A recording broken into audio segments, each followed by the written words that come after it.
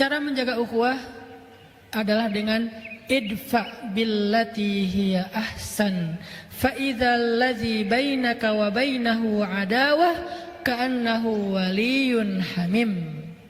Balaslah keburukan dengan kebaikan, sehingga orang yang tadinya memusuhi kamu berubah menjadi pembela yang setia kepadamu. Ayatnya gitu. Idfa billati hiya ahsan fa idzal ladzi bainaka wa bainahu adawah ka'annahu waliyyun hamim. Balaslah keburukan dengan kebaikan, sehingga orang yang tadinya memusuhi kamu tiba-tiba menjadi pembela yang setia kepadamu. Apa contohnya? Contohnya perselisihan yang terjadi antara Abdullah bin Zubair dengan Muawiyah bin Abi Sufyan. Ada dua sahabat, dua-duanya hebat, keren, cuman keturunannya beda. Abdullah bin Zubair, ayahnya adalah Zubair bin Awam. Zubair bin Awam satu dari 10 sahabat yang dijamin masuk surga. Keren ya ayahnya ya. Anak seorang laki-laki yang dijamin masuk surga. Julukan Zubair bin Awam adalah Hawari Rasul, pembela Nabi. Orang yang sangat ngebelain Nabi. Ibunya Abdullah namanya Asma bintu Abi Bakar. Berarti Abdullah cucunya Abu Bakar. Asma adalah seorang perempuan yang pernah membantu Nabi dalam hijrah dengan membelah ikat pinggangnya. Satu dipakai untuk mengikat bawaan Nabi di onta, satu lagi dipakai untuk mengikat bajunya sebagai tali pinggang. Sejak saat itu Asma diberikan julukan, jadi dia punya nama julukan lah ya. Julukan itu kalau sekarang mungkin nama akun. Maka sejak itu nama akun itu kalau bahasa Arabnya kunyah. Jadi akunyah gitu, maksa. Jadi julukannya Asma adalah Zatin nitaqain, perempuan yang punya dua ikat pinggang. Itu pujian buat Asma. Ini adalah ayah ibunya Abdullah. Dan tahukah kita Abdullah siapa? Abdullah adalah sahabat Nabi, bayi yang pertama lahir di kota Madinah setelah Nabi hijrah. Bayi yang pertama lahir di kota Madinah setelah Nabi hijrah. Kenapa spesial? Karena orang Yahudi itu memantra-mantrai kaum muhajirin ketika mereka hijrah. Kata orang Yahudi, siapa yang berhijrah ke kota Madinah, kami kutuk, gak akan punya keturunan. Sehingga sahabat muhajirin galau. Jangan-jangan berhasil nih mantranya Yahudi. Kan Yahudi itu banyak main sihir ya. Mereka kayak nakut-nakuti dengan mantra. Pokoknya orang-orang muhajirin gak akan ada yang punya keturunan. Maka di tahun pertama Hijriah lahirlah Abdullah yang menjadi kabar gembira bagi kaum muslimin bahwa mantra itu tidak berpengaruh kepada mereka. Dan tahukah kita Abdullah itu siapa juga? Abdullah itu anak kecil usia 7 tahun. Kalau sholat duha merpati hinggap di atas kepalanya. Saking khusyuknya sholat duha. Usia berapa? 7 tahun, kelas 1 SD. Ada nggak sekarang anak kelas 1 SD sholat duha di sekolah? Anak-anak duha ya bu, duha Allahu Akbar. Datang merpati? Nggak ada. Kadang-kadang kita dengan nyamuk aja keganggu ya. Apaan sih ini nyamuk, laler dan segala macam. Ini merpati, kok bisa sih merpati hinggap di kepalanya Abdullah? Saking lamanya sholat Abdullah. Dia kalau berdiri itu bisa sejam nggak gerak. Kalau kita masih gerak, merpati itu kan nggak langsung hinggap ya, dia kayak curiga dulu gitu kan. Ini benar nggak sih orang atau kayu? Pertama ngedeketin dulu, gerak dikit menjauh kan merpati gitu kan. Dia nggak terlalu jinak. Tapi saking Abdullah itu berdiri nggak bergerak sampai seolah-olah nggak berkedip, ngeliat ke bawah aja, khusyuk banget sampai merpati hinggap di atas kepalanya. Setelah lama baru dia rukuk sujud beres sholat, orang-orang kagum dan bilang, Abdullah, gimana ya cara sholat yang khusyuk kayak kamu sampai merpati hinggap di kepala? Apa jawaban Abdullah? Merpati yang mana? Dia nggak tahu kalau merpati di kepala dia. Kita nyamuk aja tahu. Dia merpati nggak tahu, saking khusyuknya dia sholat. Tapi orang sekelas Abdullah ternyata bisa baper juga. Itu tuh namanya insaniyatus sahabah, sisi-sisi kemanusiaannya sahabat. Jadi kalau kita pengen belajar dari sahabat, jangan yang sisi-sisi supernya doang. Kadang-kadang kita jadi putus asa. Ternyata mereka juga sama kayak kita. Kadang baper, ada yang bete, ada yang sahabat yang kikir, pelit, ada. Ditawarin surga nggak mau, ditawarin dunia mau, ada. Ada sahabat yang emosional, gara-gara emosi akhirnya mencela, ada. Nah, dalam hal ini Abdullah lagi baper sama Muawiyah. Siapa Muawiyah? Jadi kita udah tahu seberapa istimewanya Abdullah. Sekarang bandingannya Muawiyah. Muawiyah itu anaknya Abu Sufyan, yang paling semangat memusuhi Nabi. Bahkan dalam perang Uhud, Abu Sufyan itu banyak membunuh para sahabat. Walaupun secara fisik membunuhnya Khalid, tetapi di bawah komando Abu Sufyan. Istrinya Abu Sufyan, Hindun. Jadi ibunya Muawiyah, Hindun, perempuan yang pernah makan hati Hamzah. Sehingga julukan Hindun Akilatul Akbad, pemakan hati.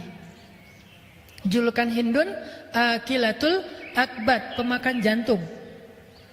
Suatu hari Abdullah bete sama Muawiyah gara-gara kebun mereka berdampingan. Terus ada pohon korma di kebunnya Abdullah jatuh ke kebunnya Muawiyah dan diambil sama pekerjanya Muawiyah. Dilaporin sama pekerjanya Abdullah. Akhirnya Abdullah marah-marah. Wah, zalim banget nih. Dikirimlah surat oleh Abdullah ke Syam. Waktu itu Muawiyah jadi gubernur di Syam. Abdullah jadi orang biasa di Mekah. Muawiyah jadi gubernur di Syam. Gubernur, pejabat. Dapat surat dari Abdullah. Tahu nggak isinya gimana? Ya ibna akilatil akbad, wahai anak perempuan yang pernah makan jantung. Marah-marah, mencela, menyebutkan nama ibunya Muawiyah. Wahai anak perempuan yang pernah makan jantung, kamu tuh nggak tahu diri ya, pekerja kamu itu zalim kepada saya, kamu memakan uang haram dan segala macam, dicela habis-habisan. Membaca surat dari Abdullah, Muawiyah menitikkan air mata, sedih, disebut ibunya. Padahal Hindun juga udah taubat. Hindun juga setelah masuk Islam menjadi baik Islamnya. Islamnya Hindun luar biasa. Segitu-gitunya Hindun setelah dia masuk Islam, dia itu mujahidah loh. Yang membantu jihadnya sahabat luar biasa Hindun. Cuman di masa lalunya emang ngeri banget Hindun ini. Disebut sekarang kejahatan ibunya, padahal ibunya juga sudah bertaubat. Sedih Muawiyah. Tapi walaupun dia sedih dan kecewa, Muawiyah mencoba untuk idfa billatihi ahsan, balaslah dengan yang lebih baik. Akhirnya Muawiyah tulis surat balik. Bismillahirrahmanirrahim. Assalamualaikum warahmatullahi wabarakatuh. Ya ibna hawarir rasul, wa ya ibna datin nitaqain. Coba balasannya. Dimarahin oleh Abdullah dengan kalimat wahai anak perempuan pemakan jantung, tapi dibalas wahai anak seorang pembela Nabi, wahai anak seorang perempuan yang punya dua ikat pinggang. Dipuji orang tuanya oleh Muawiyah, sehingga dia mengatakan saya nggak tahu kejadian itu, saya akan minta penjelasan kepada pegawai saya, kalau itu benar saya akan kembalikan hakmu, maafkan saya ya, demi Allah saya nggak ada niat menyakiti kamu. Tapi di awalnya udah dipuji kedua orang tuanya. Abdullah membaca surat itu langsung beristighfar, astagfirullahaladzim saya udah dosa. Dia nangis juga karena dia ngerasa bersalah. Langsung dia ambil ontanya, dia menuju ke Syam. Dia pergi ke Syam dari Mekah. Sampai di Syam, dia langsung menemui Muawiyah. Dia peluk Muawiyah. Dia katakan, wahai Muawiyah, balas saya dengan kata-kata yang sama. Kata Muawiyah, kami bukan orang yang diajarkan untuk mencela. Makin terpukul Abdullah. Padahal kan secara kualitasnya Abdullah ini lebih dahsyat ya. Ibadahnya dahsyat. Orang tuanya orang-orang hebat. Kakeknya itu Abu Bakar As-Siddiq. Tapi dikatakan kayak gitu oleh Muawiyah, seolah-olah dia diajarkan sesuatu yang dia udah lakuin itu. Kami kaum yang tidak tahu cara mencela, kata Muawiyah. Kami nggak ngerti gimana cara mencela. Jadi jangan suruh kami mencela. Wahai Muawiyah, balas cela saya. Nggak ngerti gimana cara mencela. Maaf wahai Abdullah, saya nggak tahu cara mencela. Akhirnya Abdullah mengatakan, wahai Muawiyah, saya minta maaf, saya yang salah. Sebagai bentuk penyesalan saya hadiahkan seluruh kebun saya dan isinya untuk kamu. Itu janji Allah, balaslah keburukan dengan kebaikan, maka nanti orang yang memusuhi kamu justru menjadi pembela yang setia kepadamu. Itu cara jaga ukhuwah. Emang gak gampang. Ustadz gimana caranya? Emang Ustadz pernah? Ya agak susah juga sih. Saya juga lagi belajar, semua kita belajar ya. Kadang berhasil, kadang belum. Ada kasus yang saya udah berhasil kayak gitu. Kalau sekali berhasil kayak merasa paling baik gitu ya. Wah, saya ternyata orangnya baik juga ya, gitu kan ya. Tapi kalau gagal, kok nggak bisa ya ngikutin sahabat. Gimana caranya biar kita bisa membalas keburukan dengan kebaikan? Ada hate speech di komen-komen kita, haters. Gimana cara kita ngebales haters itu dengan kebaikan kalau nggak bisa diam? Maka para ulama mengajarkan satu cara yang paling indah. Katanya, ucapan yang buruk itu seperti air panas, kata ulama. Ucapan yang buruk seperti air panas. Kalau kamu baru mendapatkan air di gelas yang masih panas airnya, maka jangan langsung diminum. Tunggu sampai dia hangat atau sejuk, baru kamu minum. Karena kalau kamu minum panas-panas, lidahmu akan terbakar. Apa maksud dari perumpamaan ini? Ucapan yang gak menyenangkan kita tuh rasanya panas kan di hati, jangan langsung dibales. Karena ketika kita membalas saat itu pasti akan jadi kebakaran. Maka diamkan dulu kata-kata itu, ucapan itu sampai rasanya udah gak panas lagi di hati kita, baru balas. Pasti beda balasannya udah.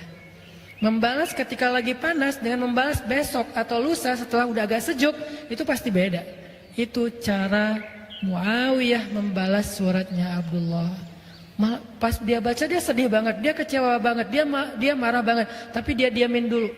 Selang beberapa hari dia udah tenang, dia baca lagi suratnya, dia tulis balasannya. Dan balasannya jauh lebih adem daripada yang pertama. Itu teknis banget yang diajarkan ulama. Makanya kalau kita lagi dapat semacam ucapan, capturean, kadang-kadang kan ada orang yang berada di dua grup ya. Kebenaran grupnya udah pecah nih. Dulu mereka satu grup, tapi kebanyakan left.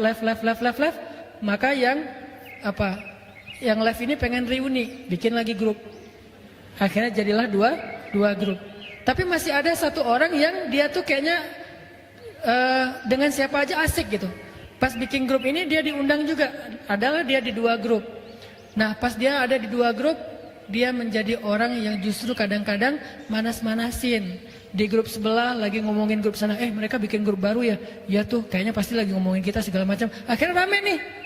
Chat ini di capture, di forward ke grup sebelah. Grup sebelah lagi ngomongin kalian loh. Aku tuh ngomong kayak gini, aku capture biar kalian tahu ya karena aku sayang sama kalian. Gitu. Akhirnya grup sebelah rame. Nah kalau kita dapat yang kayak gini-gini nih, capturean, forwardan. Itulah pokoknya hate speech, comment haters segala macam, jangan di replay saat itu juga. Tunggu sehari, 2 hari, pas kita udah tenang, replay kalau mau di replay. Kalau nggak mau di replay, maka kata Nabi, falyakul khairan aw liyasmut. Kalau mampu nge-replay, itu terjemahan medsos terhadap hadis ini ya. Man kana yu'minu billahi wal yaumil akhir. Siapa yang beriman kepada Allah dan hari akhir di sosial media, hendaklah nge-replay yang baik-baik atau nggak usah di-replay sama sekali. Itu terjemahan kontekstual. Kalau omongan kayak gini dipotong, ini pasti jadi salah paham. Bener nih Ustaz emang aneh. Nerjemahin hadis sesuka-sukanya. Itu namanya bukan terjemahan letterleh, tapi terjemahan kontekstual dengan konteks sosial media. Kalau kita mampu replay yang baik-baik. Orang ngomong apa, kita ngomong sebaliknya. Sehingga dia jadi adem, semua jadi adem. Kalau kita nggak mampu, ya udah nggak usah dikomenin, nggak usah di-replay. Kalau nggak kuat, delete aja komennya. Kalau nggak kuat lagi, blok aja orangnya. Nggak apa-apa ngeblok juga, tetapi jangan sampai memunculkan perdebatan. Kadang ada orang yang memang perlu diblok, soalnya itu akun memang sengaja buat komen-komen doang. Pas kita lihat akunnya followers sedikit, postingan 0 ya. Buat apa lagi kalau bukan untuk rame-ramein doang gitu. Ya udah blok aja.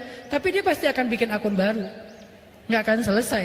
Karena bikin akun kan gampang, tinggal bikin email, bikin akun jadi. Masuk lagi, komen lagi. Lama-lama kalau kita diemin terus dia capek sendiri. Tapi kita juga capek gitu dengan komen-komen kayak gitu ya. Makanya disitulah belajar. Falyakul khairan aw liyasmut. Kalau nggak bisa nge-replay dengan yang baik, maka mending kita diam. Ini cara jaga ukhuwah.